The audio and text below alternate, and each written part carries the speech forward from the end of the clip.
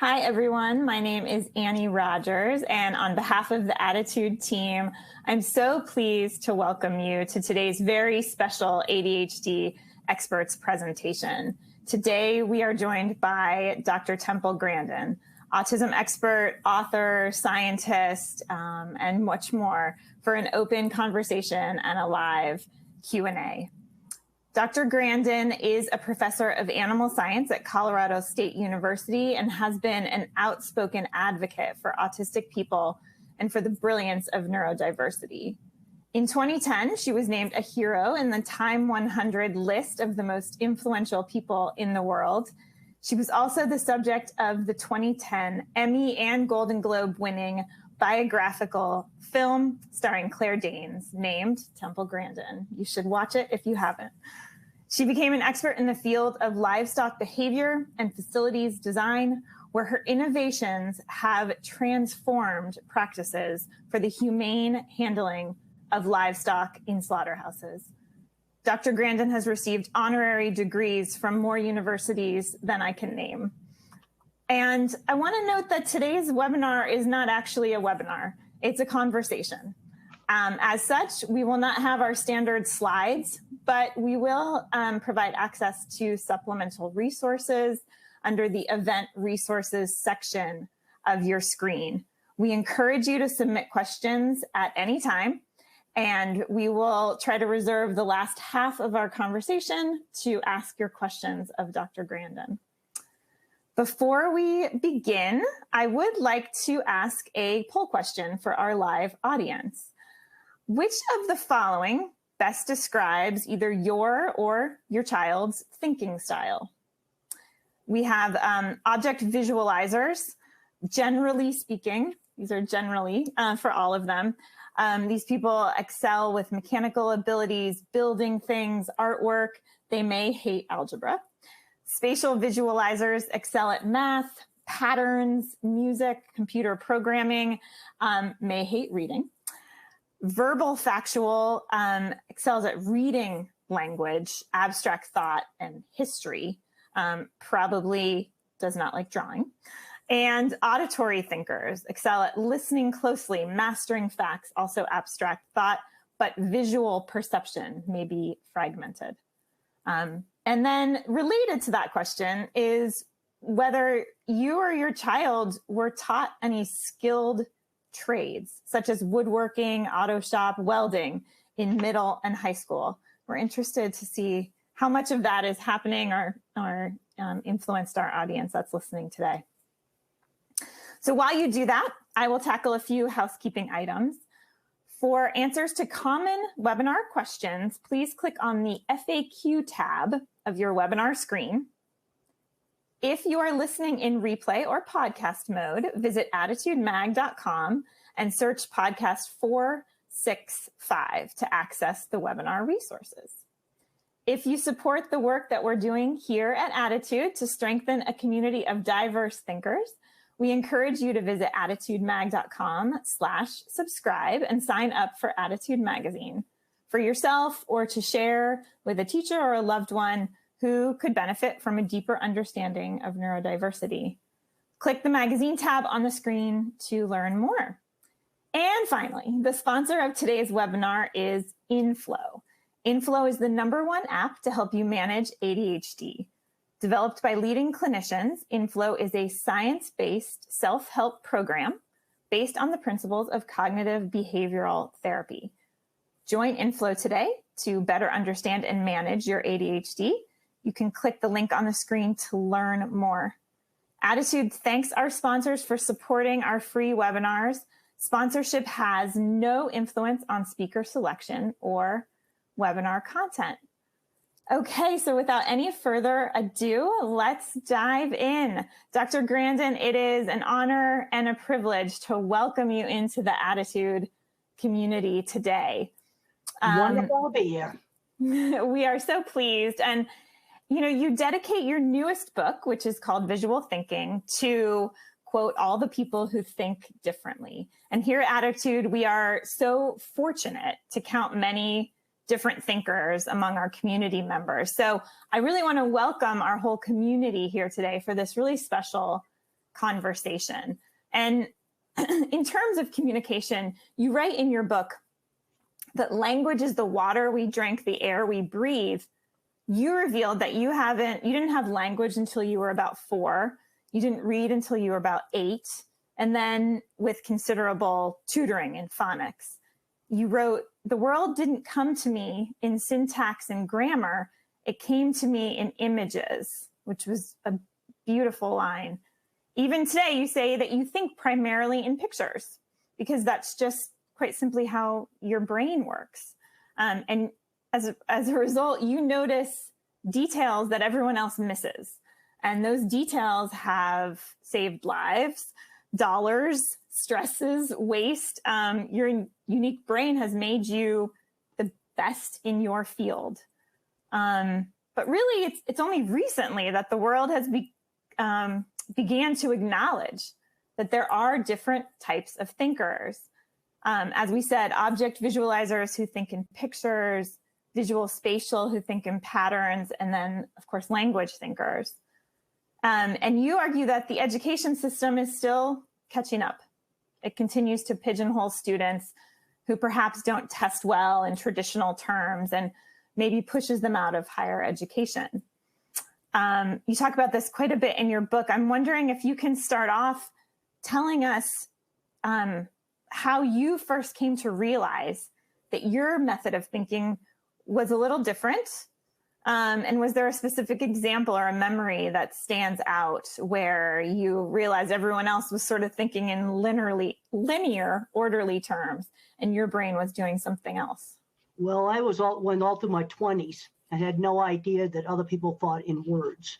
But being a visual thinker helped me in my cattle work because I got down into the chutes to see what cattle were seeing, and they'd stop in a shadow or they'd stop on a coat on a fence.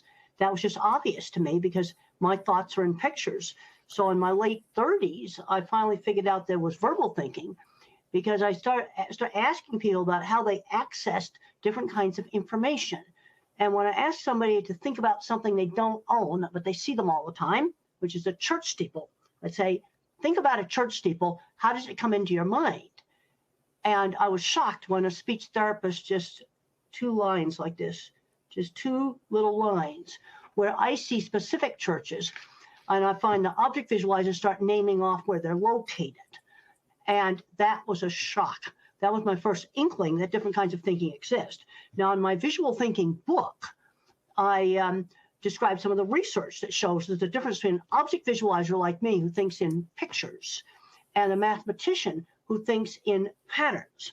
And our educational system today is definitely giving priority to the mathematicians and to the verbal thinkers, because I couldn't do algebra. That's why I couldn't become a veterinarian. I couldn't do the math prerequisites. The vet school would have been no problem. It was the mathematics prerequisites. I worked with people who built complicated mechanical equipment and patented it that couldn't do algebra, but they had their own metalworking shops because they'd taken a welding class in high school. Wow. And we asked people if they've had those opportunities to take those welding classes and things like that. In my experience, having 2 teenagers now myself, those opportunities are not common. In fact, 60% of our attendees here today said no, their child or they themselves didn't have that opportunity to learn any skilled trades while still in middle or high school. And I think what does that mean for us? Well, I think kids need to be exposed to these things in middle school. We're seeing too many kids today growing up, they've never measured anything. I had a student in my class who had never used a ruler to measure anything and never have used a tool. We need to be exposing kids, early to these things. Another problem I've heard in the schools that do have skilled trades is that they keep special ed kids out because they're afraid of insurance and accidents. Well, I know individuals who are retiring now that owned metalworking shops that if they were a child today, they'd be special ed kids. See, this is the thing that's the problem. And we're really getting the problems with the object visualizer because the STEM programs now are putting priority on the math thinkers and the word thinkers. but we need our visual thinkers to work on all of the mechanical things. And also in science and engineering, there's the mathematical part, but there's also the visual part. I review a lot of journal articles, and all this mathematics in these journal articles, but they leave out how they housed their animals. Or you have a journal article on artificial intelligence, all this math, all this computer programming, and they're going to train it to look at the behavior of cattle. But they didn't tell in the method section how they videotaped the behavior to train the AI program. That was left out of the methods. And I'm going, well, what behavioral observation method did you use? Continuous observation, scan sampling? There's different methods. You got, how did you observe the behavior and record it to train the AI program? You see, that's where you need my kind of mind. Mm-hmm. And you talk about this in your book, just the value of neurodiversity. Very specifically, I'll use the example that one of the examples you used, Steve Jobs and Steve Wozniak. That's right. Yes. Different thinkers who alone may not have achieved really the breakthroughs in technology that Apple Computers has achieved. How is that an example of neurodiversity in action, and what we can hope to achieve in a school system that welcomes and celebrates different thinkers? It's very likely that both of those were either autistic or had autistic traits. Steve Jobs was the artist. You know, this is the reason why computers have pretty fonts, because Steve Jobs took a calligraphy class. He wanted a computer to look nice. He wanted it to be simple and easy to use. But somebody had to make the inside of that computer work, also make the inside of the iPhone work. Steve Jobs did the interface. Now on the Apple computer, Steve Wozniak did the tech part. Now he wanted to add more features. Let's put 5 expansion slots on it. And Steve Jobs is going, no, I just want it where they can plug into the internet, plug into the printer, and it's just going to work. Make it simple so it becomes a household device. You see, one's a visual thinker looking at the user experience, and the other one is the techie, wants to put more and more features on it. But you need to have both to make either a computer or a phone that's going to work. Now, one of the reasons why Zoom took over video conferencing is you didn't have to learn how to use it. You see, that gets back to the user interface. That would be the visual thinking part of it. Absolutely. And you mentioned that you suspect they had autistic traits. Do you feel that your object visualizer thinking is tied to your autism? Are they separate? Does it even matter? What tends to happen with autism is you might get a more extreme object visualizer. You might get an extreme visual spatial mathematical mind. The autistic's liable to be more extreme. There's a lot of people that are mixtures of the different kinds of thinking. But you get an autistic person, they tend to be the extreme visualizer or an extreme pattern mathematical. You're less likely to get the visual. And then you also get some verbal type. They often love history, they love facts, and they're very good at working at specialized retail, where they're appreciated for knowledge of a specialized product, selling cars, selling auto parts, selling office supplies or sporting goods. Those have been successful careers for the verbal thinker, autistic person. Mm-hmm. Yeah, we had someone here asking, is it possible that someone with autism could fall into any of the thinking categories? And it sounds like the answer is yes. Yes. And they tend to be the extremes. I mean, so-called other people tend to be mixtures, but I'm an extreme object visualizer. But there's people in physics that are on the autism spectrum. They're going to be the extreme mathematical mind. And then I know people that absolutely love history and facts. They'll know everything about certain types of movies, and they are definitely a word thinker. Mm-hmm. Mm-hmm.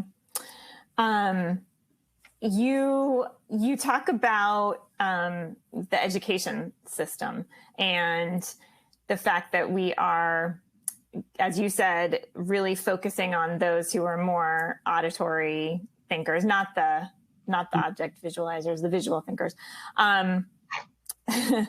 What can we do about this? Educators, we had one educator write in before the event to say she's recognizes the many different ways of thinking in her classroom, but the testing requirements are formidable.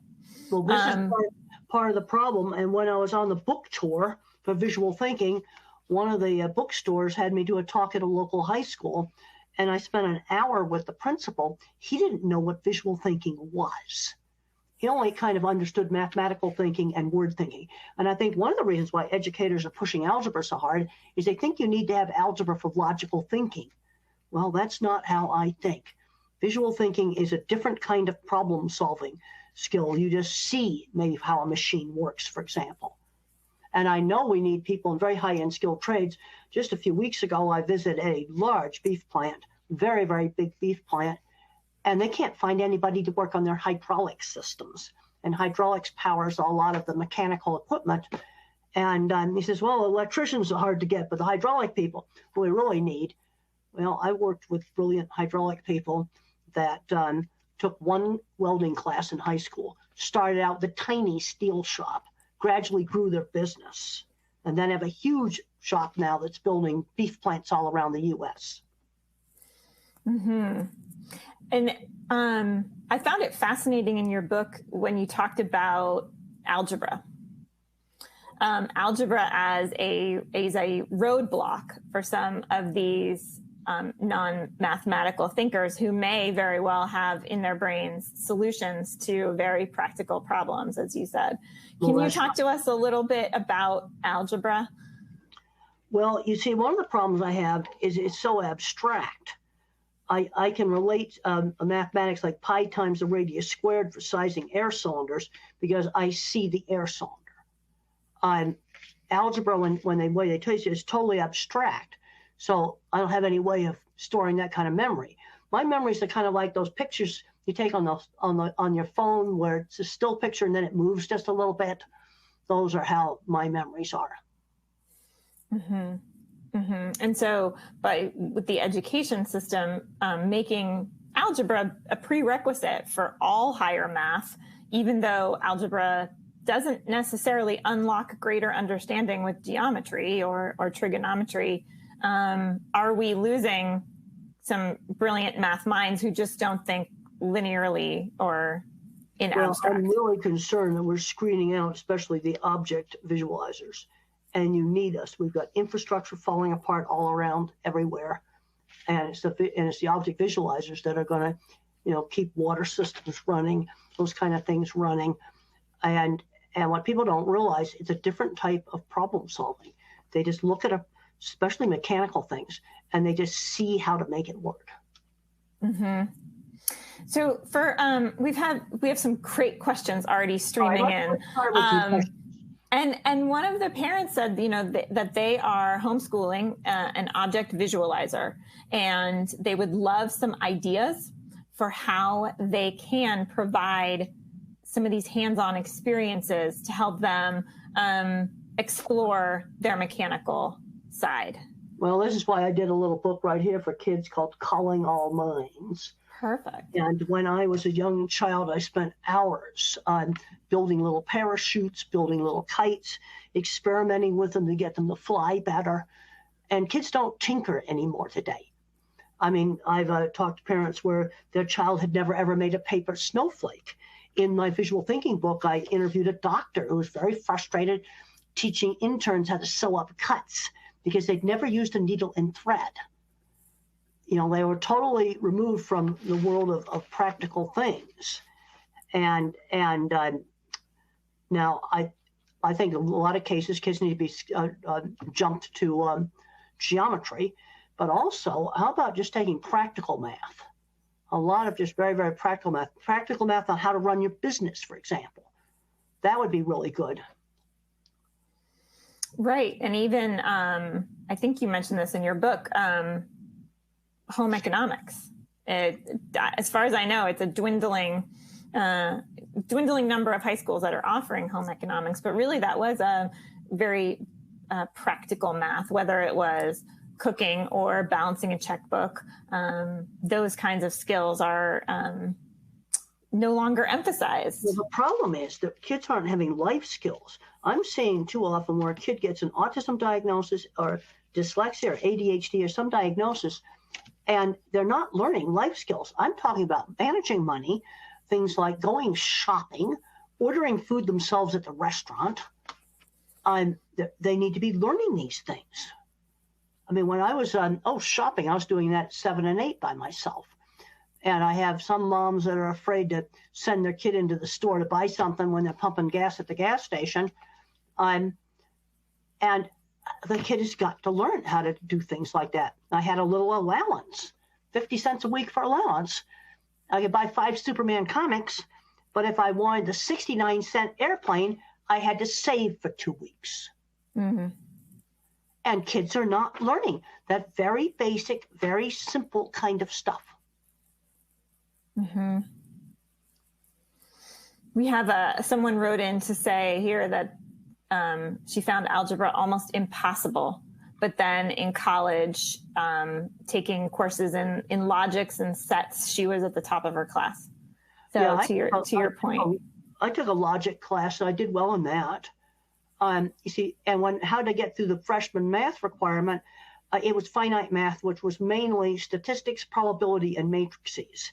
And with some tutoring, I was able to do that. Thank goodness my introductory college class was not algebra. But I'm seeing students that want to be a veterinary technician or a veterinary nurse on their second and third algebra class.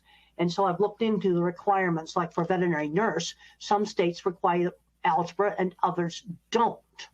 You know, tiny bit of algebra maybe for drug dosing, but that can be memorized, and you have to be accurate in drug dosing. They better be able to do that when they're sleeping.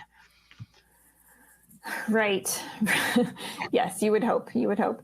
A couple of people here are wondering if you have advice for those parents who are trying to have conversations with school administration and teachers to better educate them about different thinking styles and encourage them to incorporate some of these hands-on learning experiences, including field trips, which are, again, not so common anymore.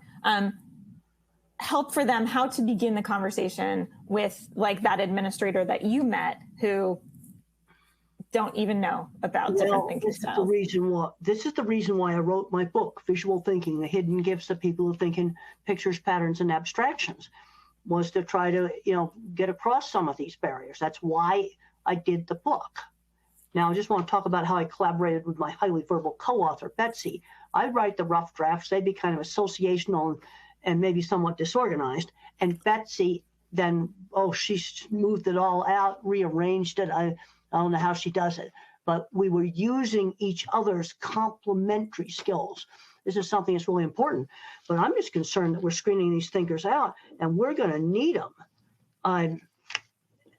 Especially when you got infrastructure failing. Right. The first thing I tell, and I do a lot of talks to businesses, I said the first thing is you have to realize that different kinds of thinking exist. See, I didn't know that verbal thinking existed till I was in my late 30s. And learning that they exist has helped me to be a better communicator. But you have to know they exist. And they got different types of skills. And the kids that have labels tend to be more extreme, less likely to be a mixture. Again, you might get that extreme object visualizer or an extreme mathematical kid. Yes. One of the things that I really appreciated about your new book, the Visual Thinking book, is how much research you cite, and all fairly recent, about different thinking styles. And so I'm wondering your perspective. Are we making progress here? Are we as a society coming to appreciate the value of different thinking styles? And part and parcel with that, are we making progress on autism and on understanding autism in really significant ways? What are your thoughts on the trajectory? I think too many kids are sort of becoming the label. Let me give you an example. About 5 years ago, I had a young man come to me to interview me for a documentary about autism. And he seemed kind of depressed. And then I asked him what other photography he did. And he showed me gorgeous photography that he had done of different sports for major sports networks. Beautiful photography. And you know what I told him? I said, get back and get some more gigs from ESPN and go out and film skiing. Because he said when he was out filming skiing, that autism was kind of a non-issue. Well, one of his colleagues ran into me just about a week ago and said, you remember that guy you interviewed with? He's doing great. He's doing all kinds of sports photography everywhere. And because I suggested to him a lot less autism and a lot more photography. That's what I suggested to him 5 years ago. And then his colleague told me that that's really helped him to be successful. I just got a letter I got to answer about a guy that he's really into bicycles, and he's also into a lot of radical politics stuff. I'm going to write back to him, and I said, the bikes are a whole lot more important than the politics. I think that's one of the advice. things that has given me a life that's been interesting and really worthwhile is having an interesting job. I'm a scientist, an animal behavior specialist. I design livestock equipment. It's kind of like that stuff comes first over the autism. Autism is an important part of who I am, but it's not my primary identity. Being a scientist or an inventor or just a problem solver would be my primary identity. One of our listeners here today asked an interesting question. He said, Temple, you're obviously successful. Is that success in spite of your autism or because of it? Some people claim there's an autism light, but what's your view on that? Well, extreme visual thinking has given me some advantages in animal behavior work and in designing equipment. And then high-end skilled traits people I worked with, they were probably on the spectrum. There were, extreme visualizers. It probably helped them in their work. So it's both. I wasn't just sort of a middle of the road mixture. Having an extreme object visualization skill made me good at things that I did. And then you might have another kid who's an extreme mathematician. So he's doing a top programming job in artificial intelligence. But you know where they need my kind of mind? On working on the training data. Yeah, I just read a paper where this was for training an AI system for dairy cattle, and they did not explain how they collected their video data to train all the mathematics. That detail there is missing. Matters. And it matters a whole lot. I can see that. And that's where you have really thrived. This and for the object visualizers, let's just go over the careers again. Object visualizers, your top careers are going to be mechanics, probably big number one. There's been a whole bunch of, there's been 5 or 6 adults that I have talked to personally who have gotten off of video games and gone into car mechanics because they found out car mechanics was more interesting than video games.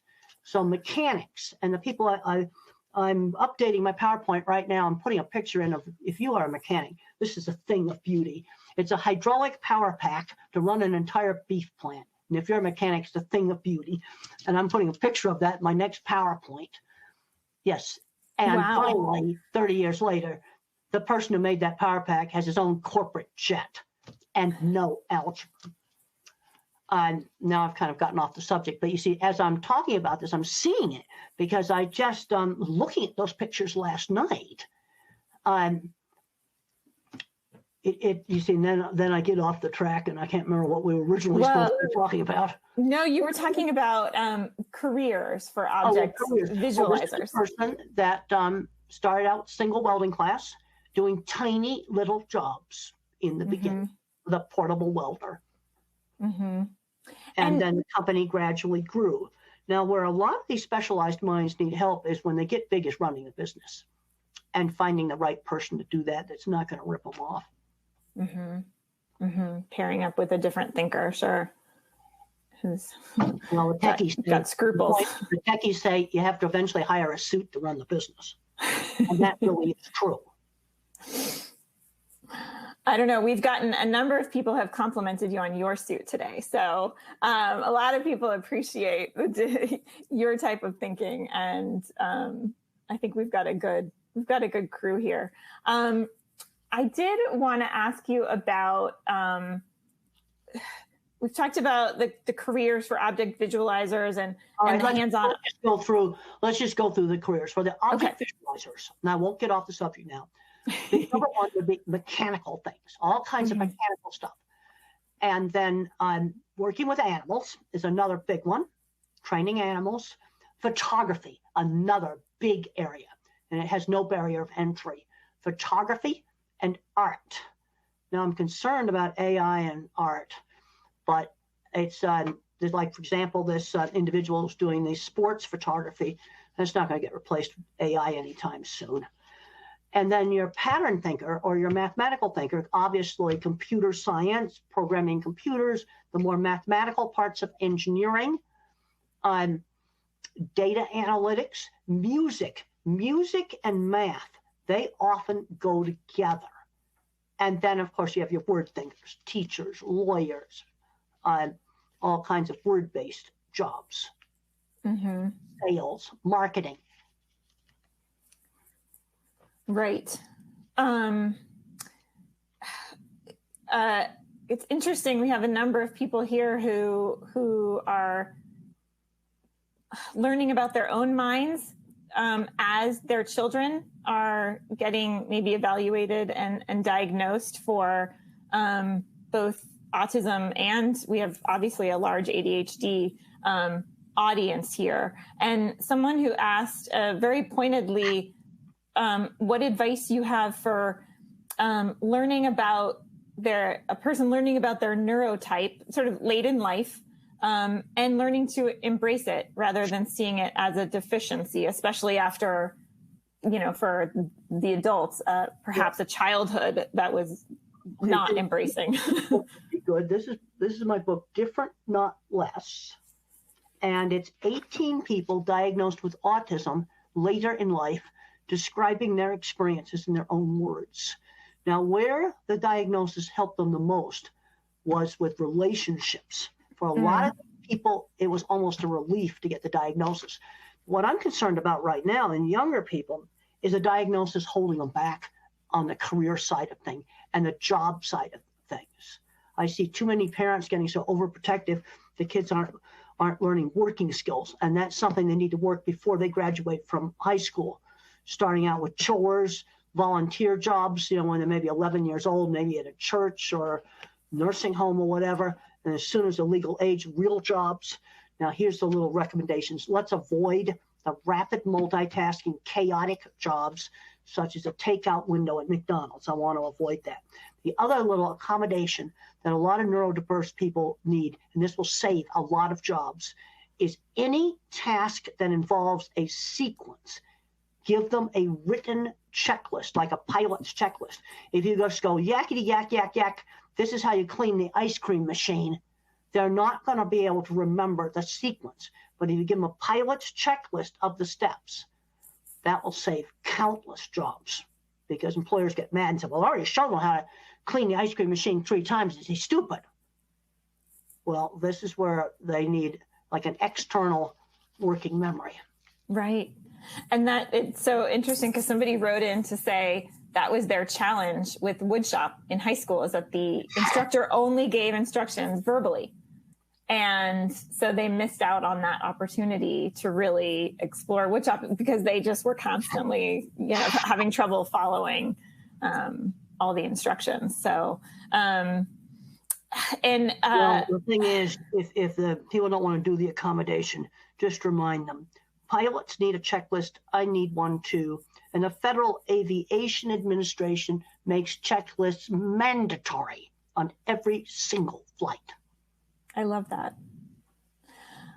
And it leads into another question I'm seeing here, which is parents who are in that place. They're perhaps teenagers, parents of teenagers or young adults, wondering what you attribute to your independence and your sort of mastery of executive function as you left home and went to college and then grad school. How did you build up those executive function skills to have, the confidence to pursue your passion? Well, let's just start out with just really simple things with little kids. Learning life skills, bank account, shopping, getting up on time, being on time. That was drilled into me from a very young age. I never had a problem with getting to work on time. And then you do things like you set an alarm clock, you make a checklist. But I'm seeing so many kids today that have never gone shopping. I've run into them at the airport. I'll tell you right now, by the time they've left that airport, that kid's already shopped. I did it with a 13-year-old and I did it with a 12-year-old. And I just gave them money and sent them into the store across the hall. And I said, go buy something. Mm-hmm. It was their very, very, very first shopping. Wow. Yeah. And, COVID has made life more complicated. As a parent, I can say our kids were, hidden away for a good 1.5 to 2 years. And it's caused a lot of problems, COVID. Yeah. And getting kids out. But we got to get kids out doing things. Mm-hmm. And because too many of these kids have too much done for them. Like often the parent will come up and the mom does all the talking. And I say, I want the child to come up and ask me to sign the book. I mean, things that simple. One of the things that helped me as a child is we'd sell candy for charity. Another thing that helped is in our neighborhood when kids were 7 or 8 years old, you put your best clothes on when the parents had a party and you had to greet the guests and shake hands with them. That teaches social skills. Mm-hmm. That's not a complicated thing to do. Yeah, uncomfortable, definitely. And then the other thing is teachable moments. Like, let's say I stuck my finger in my mashed potatoes and then licked it like that. Mother would say, use the fork. People think it's disgusting when you do that. Instead of screaming no, give the instruction and explain why for the rule. That's what you do. Mm-hmm. Mm-hmm.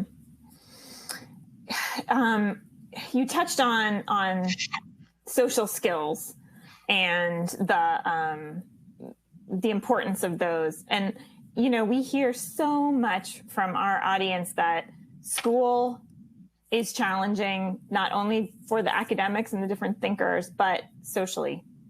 That some kids were actually relieved when COVID sent them home because they could learn without the sort of torture of the social realm. And I know that this is something you faced as an adolescent, and wondering if you have words of wisdom for the parents whose hearts are breaking, as their kids navigate middle school and high school social scenes. I was bullied and teased in school, and I discussed that in my book, Thinking in Pictures, my earlier book. And one place I had friends through shared interests. This is a really important concept. This is where I got friends. Horseback riding for me in high school, model rocket club, electronics. For another kid, it might be band. It might be a school play. Friends through shared interests. One enterprising teacher started a Star Wars club for her autistic student, and then he got friends through that. But that's where a lot of these kids that are different get friends, when they can do a shared activity together.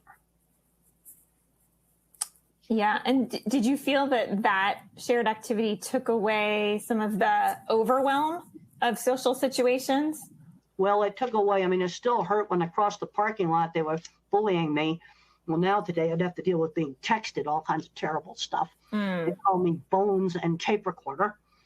And they called me Tape Recorder because I always used the same phrases. I didn't know why at the point, why they did that. But high school was the worst part of my life. I think this is another reason why we got to get these kids out working while they're still in high school. So we're having a slow transition from the world of school to the world of work.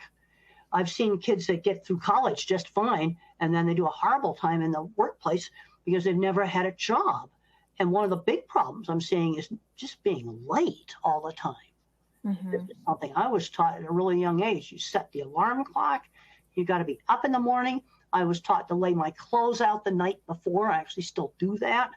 So I don't have to look for the shirt. I put the shirt on that's on the back of the chair that I put there the night before. You see, now as I discuss that, I see it. And that's an executive function strategy that you have employed successfly. And set the alarm, or if I'm in a hotel, make sure I have a wake-up call. But being on time was taught, because there's been a number of autistic kids that lost jobs because they simply were late all the time. And we know to allow extra time, like for me to drive over to school, normally it's 5 minutes, but if we have a train, you can wait 10 minutes at the crossing. So you have to wait. You have to allow enough time. So if we have a train, you won't be late. And, we know that time blindness and time management in general are huge challenges for a lot of kids with ADHD. Well, one of the things that helped me, of course, we didn't have digital clocks, but helped me was a big old round school clock where you could see the second hand go round. And then every time the second hand went round, the minute hand moved one click. You could actually see it move. And that helped me understand the passage of time. And you can still get battery-operated versions of those big clocks. They're not very expensive. But I found that old-fashioned clock, I think, will be helpful to a lot of kids compared to a digital clock.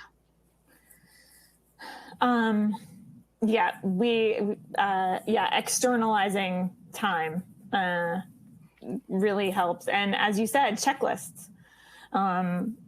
A lot of parents we know have devised, for example, morning checklists of all the steps you take before, Yeah, that's right. We did have a mental health counselor write in who's listening, who said that a lot of the teens she works with who have autism and or ADHD are online because of bullying, very isolated. And many times they're not able to find work until they're 18.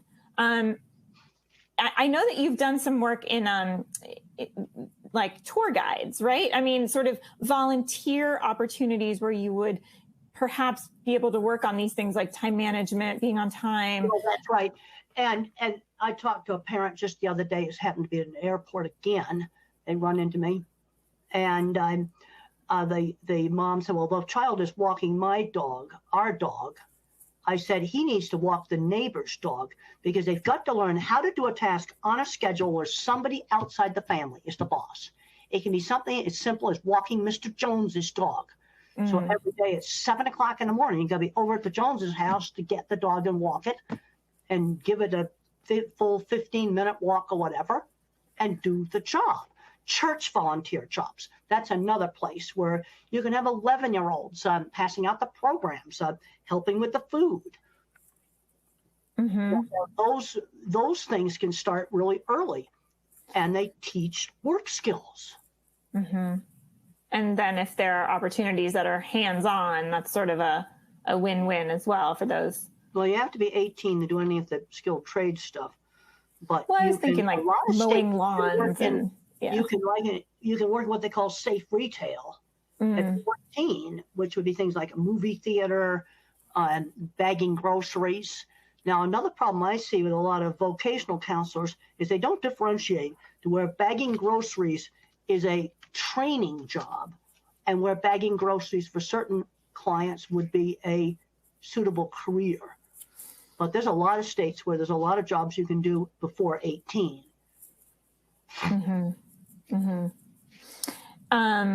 It's interesting. Someone wrote in to ask, should educating our children on the different thinking styles and on neurodiversity? Should that be required education in our school systems?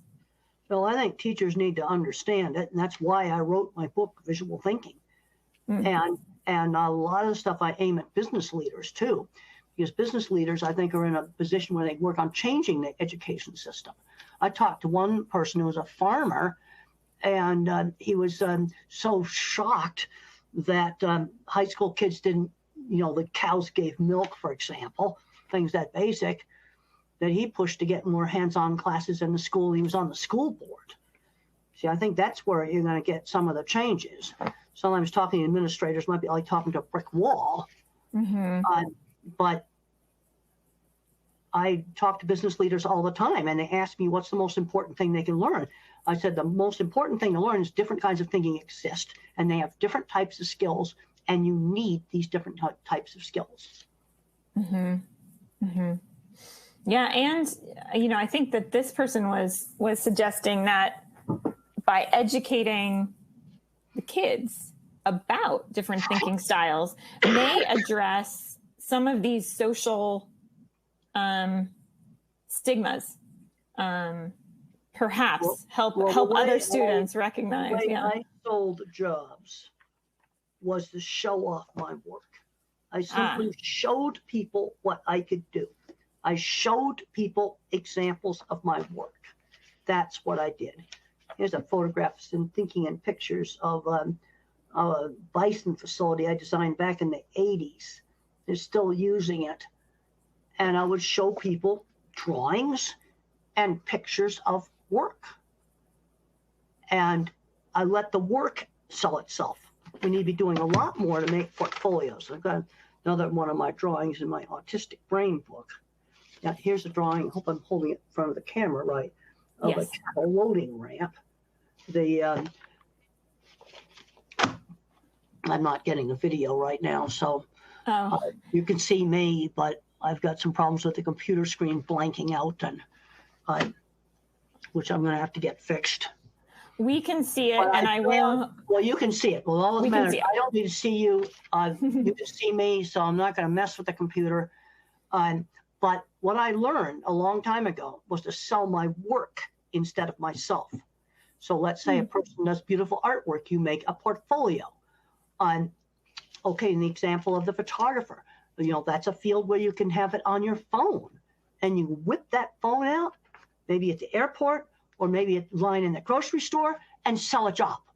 This is the other thing. We got to find back doors into jobs. That's something I figured out very early on. And in the HBO movie Temple Grandin, there's a scene where I walk up to the Arizona Farmer Ranchman magazine editor, and I get his card, because I knew if I wrote for that magazine, it would help my career. That's seeing a back door. And a lot of people don't see those back doors. And that's something I figured out really, really early on. Mm-hmm. And it's, as you said, it's not easy. For anyone, but especially we know that, social anxiety can go part and parcel, understandably with autism and ADHD. So it's a matter of practicing the social interactions, I would imagine. Let's go back to when I was 7 and 8 years old at my parents' parties, shaking hands with the guests, taking their coats, selling candy for charity. These are things that cost nothing to do. Mm-hmm. And those things helped me to go up to that editor and get the card. Right. And then I produced an article for him. Right. Oh my goodness, we have so many, so many great questions here. One person wrote in to say, to ask if you have suggestions on how to kind of overcome a lot of the sensory sensitivities that go again with autism and ADHD. So I know that you, as a child, food textures were a big thing. Noises, light, a lot of those things are impediments that parents are helping their kids work through. Let's just kind of go through these, and I've kind of got kind of some simple checklists. Okay, on the food pickiness, let's get the child involved in food preparation. So the foods you don't like, you can play in them in the kitchen. It's okay for a child to have a few things to hate. I can't stand slimy, like raw eggs. Got it. Puke just thinking about it. So the child can have a few things they hate, but you got to get a more varied diet. So get them involved with food prep. Now, I still have problems with certain fabrics being too scratchy. There are some fabrics I can learn to tolerate. There's others I cannot. Now, when it comes to noise sensitivity, one of the things that's been successful, let's take the child can't stand the vacuum cleaner or some other noisy thing, hair dryer. Let the child turn it on and off. Because when the child controls that vacuum cleaner, it may go from the most feared thing to their favorite toy. In other words, if the child initiates the dreadful noise, you can actually help desensitize it somewhat. You don't totally get rid of it, but you can desensitize it. Another mistake that's made is wearing headphones all the time. Because if you wear headphones all the time that block sound, you're going to make your brain more sensitive. So what you want to try to do is you can have them with you. Always have them with you. So if you go into one of those dreadful bathrooms with all those hand dryers and flushers, you can put the headphone on for that and then go out. But it is possible to somewhat desensitize it when the child controls the sound. Now some autistic individuals will need to take sensory breaks. And let's say the child would like to do stuff in shop and he can't stand the sound of the electric drill.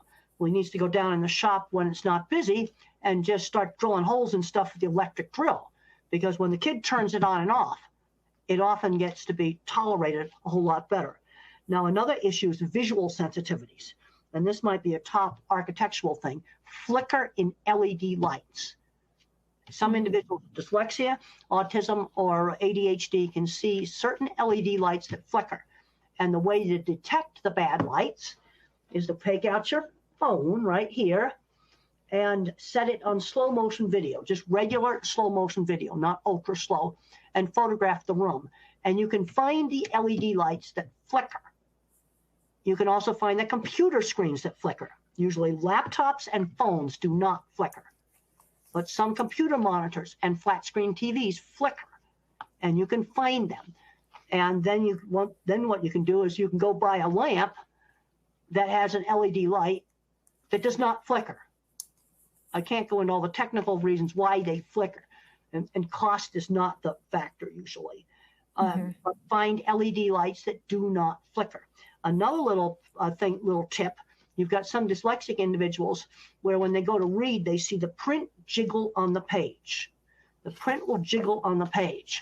Now, this might explain only 10 or 20% of dyslexias, but a really simple thing. See on the back of Calling All Minds, I've got a light blue color right there. Try printing the reading materials on different light papers, like light tan, light gray, light blue, light lavender. Let the child pick out the color. That can sometimes help a lot. It's just colored paper. Just try it. Experiment with fonts and different colored backgrounds on the computer and make sure that your monitor does not flicker. Or use an iPad or a laptop, because the tablets and the laptops do not flicker. But some of the other computer screens may flicker. You can test them with the slow motion video. So these are just some very simple things. Another accommodation is the pilot's checklist. I just cannot emphasize that enough. That would save a lot of jobs. Along these lines, in terms of sensitivities, we're learning more and more about emotional sensitivities and emotional dysregulation as actually a fundamental symptom of ADHD. I know that, again, the movie, we learned all about your hug box. And a lot of parents here wondering about that emotional regulation part of the deep pressure can be calming. It doesn't work for everybody, and there's other cheaper ways than hug box. You can or squeeze machine. Weighted vests, weighted blankets are often helpful. Now, I got kicked out of high school for fighting. Again, that is described in detail in my earlier book, Thinking in Pictures. And I had to had to switch from anger to crying. I still was miserable, but I did not get in trouble for crying. I got in trouble for hitting with fists. Anger, and it's okay for boys to cry, because when the space shuttle was shut down, I watched the 60 Minutes show about that. It was the saddest thing. The scientists were crying and walking off camera. Well, because if you throw things at NASA, they fire you. NASA space scientists cried when their project was canceled. Wow. I mean, that's, it's terrible in the first place that, you know, our kids are facing, I think in your case, it was bullying, right? That it's terrible. It is that terrible. Triggered. Yeah. And the other thing in the job thing, because I've been doing this for a long time, that I see come up all the time, is you might have a person on autistic or dyslexic doing really well, and then they have a change of boss. That can be a very dangerous time for the minds that are different. You know, like the boss will just yak out the verbal instructions. Sometimes the person on the spectrum doesn't recognize the danger. At the Farmer Ranchman magazine, I almost lost my job when the magazine was sold and we got a new boss, and he thought I was really weird. And I didn't recognize the warning signs. But Susie, who did the ad layout, and I'm pretty sure she was autistic, said, we got to get a great big scrapbook together of all your articles to show Jim the new boss. And then he gave me a raise. But boss changes are dangerous times. And one job was lost, because my mind thinks in specific examples. There was a fence building job. And this autistic man had worked for years building fences, got a new boss, yak, yak, yak, yak, yak, yak, yak, built the fence wrong. If he'd had a pilot's checklist of the things to build that day, it would have taken 2 minutes to make one at the beginning of the shift. He would not have lost the job. Yeah. And would you say the same is true for, I mean, here we are at the beginning of a new school year for students with new teachers. Yeah, new teachers. That's right. That's absolutely right. But I've seen really bad stuff happen where, I know another guy I worked with probably was autistic. He was an electrical person, had a small shop inside this big old plant, and place was sold, and that went very badly for him. You know, he'd been there for years, kind of the resident electrical genius who could fix anything. Change is hard. A change is incredibly hard. And boss, but you know, there's one boss that knows how to work with them, and the way to work with this guy is give him projects to do. You know, challenges. Well, you got to fix this, and give him some time to do it. And as we're getting toward the end of our hour, believe it or not, you started out, before we went on camera, you said your main goal today was to help kids, neurodivergent kids, get out and be successful. And so here we are, you know, standing on the precipice of a new school year. For those educators and parents listening today, what advice what can we do to start this school year out in a way that's going to do that? One thing they need to realize is these kids have uneven skills. Good at one thing, terrible at something else. And there needs to be a lot more emphasis on building up the strength. My mother always built up my ability in art. And I was encouraged to not just do the same horse head over and over again, but to use different kinds of art and draw the entire horse. If a kid is good at math, he needs to be moved ahead in math and not doing baby math. We do too much on the deficits and not enough on building up the strength that could turn into a really good career.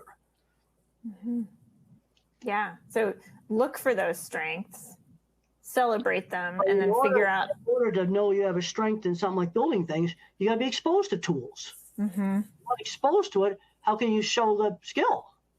Okay, let's say for me, an algebra book is a doorstop, but maybe for another fourth grader, an old algebra book out of the attic that's the old-fashioned math, not all this verbal math, would be a door. For me, it's a doorstop. But for another kid, that same algebra book dug out of an attic could be a door. I love that. Yeah. Finding ways to present information in ways that speaks to your child's individual brain and to your individual brain. Expose kids to a whole lot of different stuff to find out what they would gravitate towards. Mm-hmm. Exposure. I mean, how can you get interested in something that you're never exposed to? Exactly. And I'm seeing too many kids, and then where to the parents, the kid just becomes the label. It's way too much medical model. The other problem we've got with autism is you're going from Einstein to somebody that has much more severe challenges, and it all has the same name. And so when people think verbally, they tend to just lump them all together. Mm-hmm. Yeah, seeing the individual and seeing the individual brain. I'm sorry to say we are here at an hour and we are out of time, but Dr. Grandin, this was, we were talking about exposing our kids and ourselves to new things.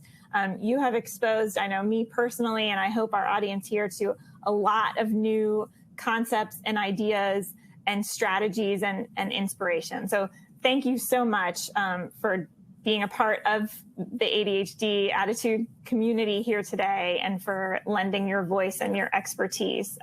We very much appreciate it. Well, thank you so much. I was really happy to be here. And thank you for having me on the program.